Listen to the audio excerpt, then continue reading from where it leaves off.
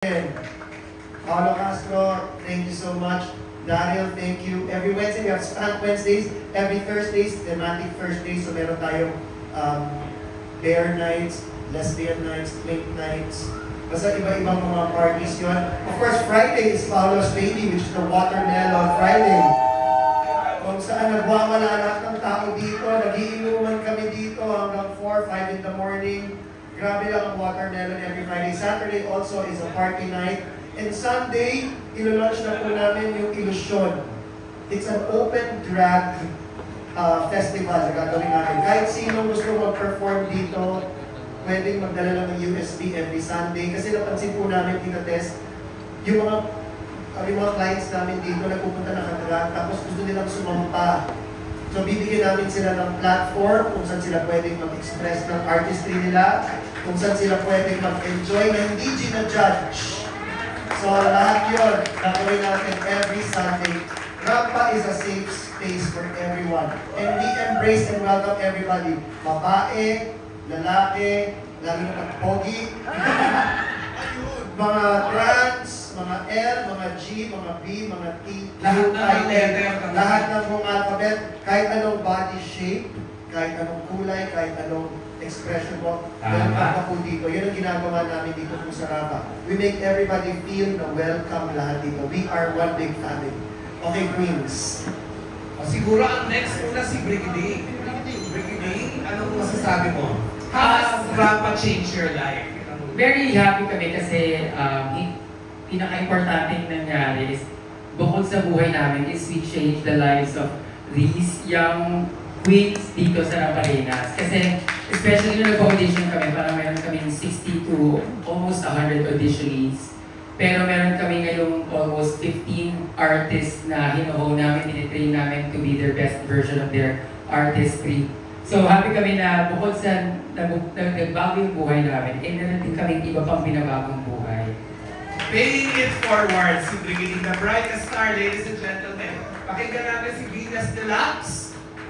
Ako po, nasabi na ni Brigiding, pero super happy talaga ako sa changes na nakikita ko dito sa mga new babies namin. Ako kung nakita niyo po sila nung umpisa, ang papangit eh siya dito. Ngayon po, grabe ang kaganda na with the help of, syempre si Brigiding nagpa-makeup tutorial siya dito. And kami po, pag may rehearsal, pinasabi namin sa kanila, pati yung tamang pag-uugali sa backstage, at pati sa stage, pati sa customer. So parang, ayun nga, sabi ni Mama Chong, paying it forward to the next generation of future stars. Maraming bago natin pasalatayin ang ating mahal na Reyna, ang unang-unang winner ng Drag Race Philippines, na si Precious. Tanungin natin ang mga queens. Siyempre, ikaw ang tanungin natin itong animalistic. Ito si Simba Ding. Grabe! Paano nabago ng Rapa ang buhay mo? Hi everyone, my name is Simba. Kalbo? Well, honestly, you know what? We were just inspired by these queens. Now we saw on TV. And to be part of the family they are creating. Alam niyo yung level na we are in this community na nakikipagsayawan kami dito sa Rampa with these queens na we look up to. And that's because of Rampa. And nabago po yung buhay ko is because, you know, practice makes perfect. But the advices na these queens give us is more than the practice that we do here every single night. So, thank you very much. Direct Robby, i-book mo sila. Parang may ganap ang mga bakla. Ang lip-sync assassin po natin, lip-sync assassin from the Bright House of Ding, Felicia. Ding! Hi guys, my name is Felicia Ding. Masabi na nila na ginaganto nila ng Divine Divas na our bosses. Bukod sa guidance, they created a safe space for us young queer kids na walang entablado pinag-performan. I'm just a simple gay kid na nangarap, and now I'm supporting my whole family financially na putting what I love and earning what I deserve. Kaya sobrang big drastic changes ang binigay sa akin ng Rampa. Hindi lang niya ako binigyan ng stage, kundi binigay na ako ng phone. Ay, nako. Palakpakan natin si Felicia. Queen Melo, sa umaga nag-aaral ko. At nag-hostess paggabi. Pakinggan natin si Bomba Ding. Ito nyo naman ang napaka-Bomba Ding. Yeah, siguro ang pinaka-nakaka-proud ko sa Rapa is that very important is representation. I think Rampa really make a good deal with that. Because as you can see, I can brag about it that Rampa is one of the most diverse drag club na lang in the Philippines. Meron tayong mga AFAB, aside female girl. Meron tayong mga trans women. And meron kayong balbasaratong gaya ko. So I can say that really, as a gay kid, feeling ko natin representasyon dahil nagbubago na ang panahon at 2024 na we should pass OG bill. And I think that it's about time that we, all of us, will have equal rights against OG bill. It's not about the gays. It's also the straights are also part of it, and I think the world needs to know that we need to be equal because we're all human beings. And I think Rampa is making a big step with that by making this a platform where we can express ourselves. We are represented very well, and I think art is very important in our culture because it holds a society and it also nourishes our soul. So yes, tara, Rampa!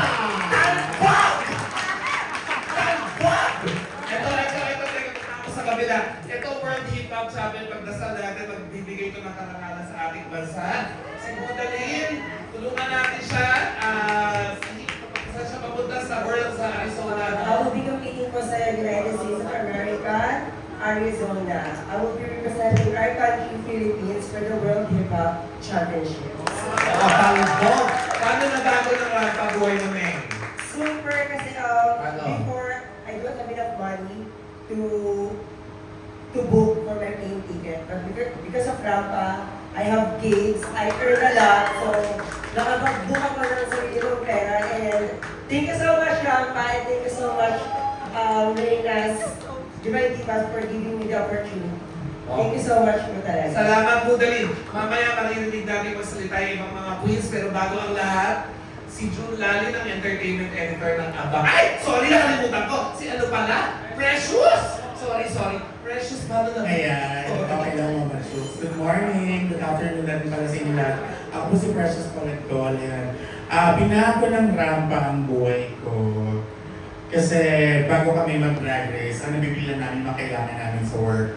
After drag race, nabibilan namin yung mga gusto namin sa work, mga gusto namin sa buhay. Ngayon naman, nabibigyan namin ng opportunity ng iba't ibang queens ngayon na gustong mapasok sa industry ng drag na katulad namin. Na-inspire daw po namin sila. Alam ko kung bakit. Basta yun, I'm really grateful lang na may mga tao na nagtitiwala sa journey namin magkakaibigan. And yung pinapangarap namin dati na bar online, isa na siyang ganap na bar, may isang club na siya. Kaya kung alam mo kayo dito kasi hindi na po basta club, tahanan po ito ng mga nagmamahalan. Kaya thank you. Maraming salamat, Precious, ang aming mahal na Reyna, ang first winner ng Drag Race Philippines. Palakpakan natin. Yes. Also, at ko rin, Mama Chuka, happy rin ako na nagbukas na si Meme Vice ng Vice Comedy Club, which we all support also. Kasi unti-unti na, meron ng pupuntahan ng LGBT community sa Quezon City. Diba? Mahahatak ni Meme Vice, mahahatak ng Rampa. So, yun ang magpapalitan lang tayo ng audience niya. Kaya tomorrow, Punta tayo. buong Rampa pupunta dun sa Vice Comedy Club to show support kay Meme Vice. Yes. At saka maganda, nakapatapos na po ng pandemic, maraming trabahong nabibigay. At saka direct ito ang vision ni RS. Naalala mo yung Lumang Malate? Nagpupuliano na ngayon. Ibabalik natin yan sa Quezon. Dito sa QC. Gagawin natin yan with the help of Tita Malu, Queen Melo, Direct Robbie, everyone else, Josh Mercado, lahat. Gawin natin itong Quezon City LGBT Hub. Ano pa? And the next question is Yes. from Abante, June Lalim. Hi! Good afternoon. Professionals. Anyways, congratulations. Ang bongga, no? Kanina nakita ko yung pag-rampa nila. Alam mo, Actually, Sir June, sinabi namin na mag-drag siya today. Kaya ako pumunta dito kasi sabi niya before na magka-drag queen din siya. Pero hindi naman siya nakita ko. Kala ko magbibihis. Na-disappoint ka, no? Dapat naka-Tina Turner. Na-disappoint ako. Kaya Bernie Barga. Sa susunod. Sunod, oo. Pero kung ganun, insecure ako dito. Feeling ko ito yung pinakausap mo. Okay, may balak kang yan pasuot ng costume sa akin. Diba sabi mo, mataya ka mag-drag? Drag, super fabulous. Si Salmonella, alaga ko yan. Ako po ang natin journey sa Salmonella. Sir June, kami so mag-drag, pwede dito every Sunday.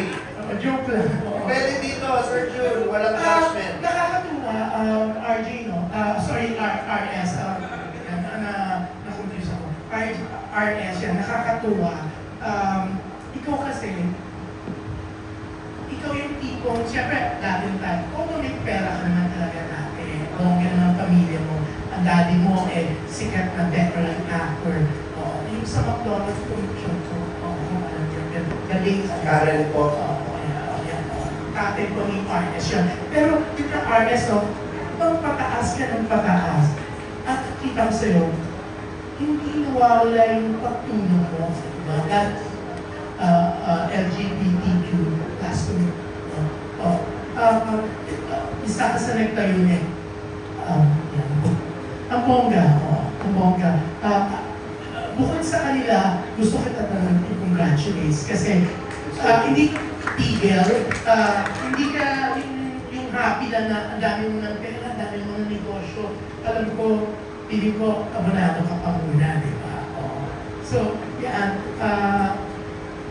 congrats yan.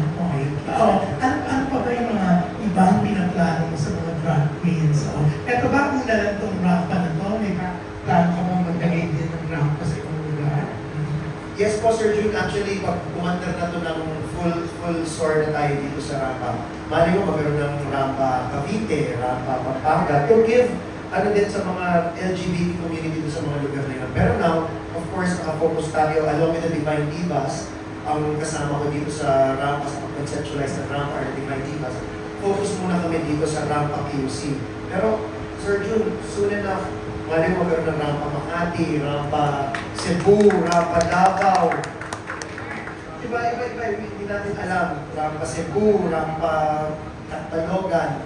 Kung ano lang, basta kasi alam naman natin, Sir June, ang LGBT all over At hindi yung mga talents ng mga LGBT natin ibang klase. Nakita mo naman, salamat sa rampa, nakilala ko itong mga queens na to. Ako, Sir June, aminin ko, wala ko alam sa drag scene.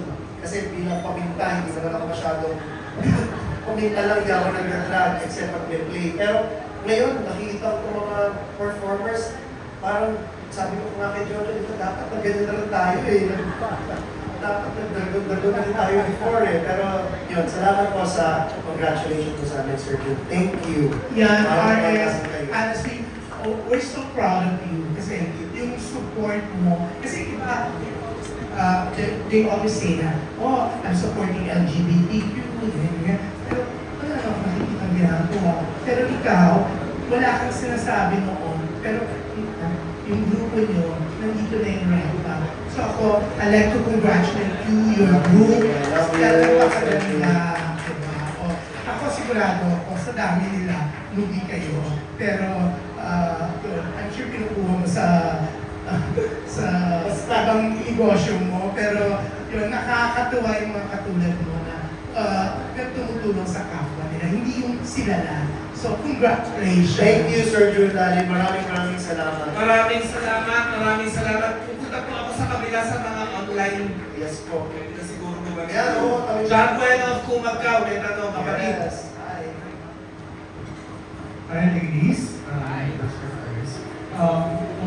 First of all, that show was unbelievable. Parang wala, you didn't shortchange whatever in talent. Yun lang yung masasabi ko.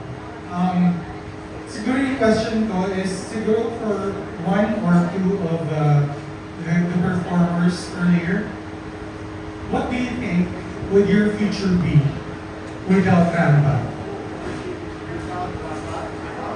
Without No future, sige, let's have Kiffy Nicole. Si Kiffy Nicole, para alam niyo, A-Fab queen namin.